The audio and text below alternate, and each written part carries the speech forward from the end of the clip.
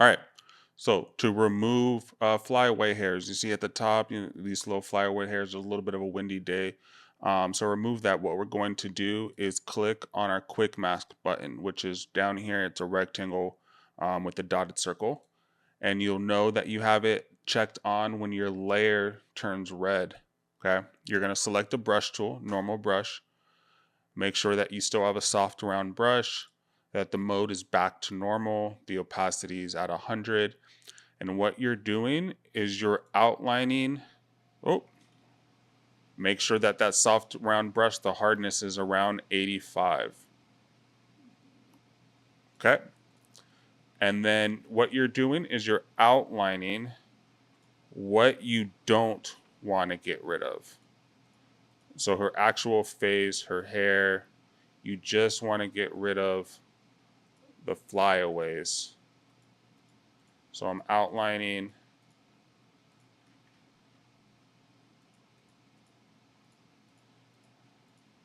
Okay. All right. Now that I have outlined, everything in red is not going to get deleted. Press the letter Q on your keyboard and it outlines it. So now everything on the inside of that outline will not get deleted. Then you're going to grab your clone stamp, which is right below your brush. And this works very similarly to the patch tool. You hold Alt and with your crosshair select what you want to copy from and then brush away. And you can see the crosshair to the left is what I'm copying.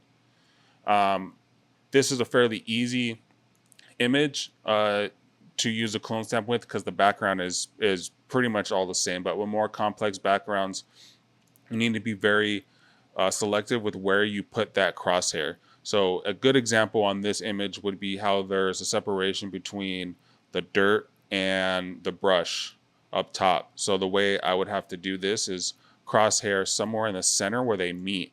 And then you can see it kind of grabbed both and I just line it up in the center. And then I can kind of just brush up and down until I brush everything away. Same thing on the other side, crosshair, hold Alt in the center, line it up, and then I'm brushing down all the way through. There you go. Control D, deselects your mask, and there's the before and the after.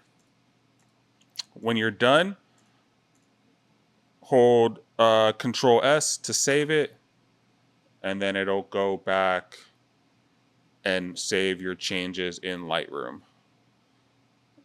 Give it a second. There you go.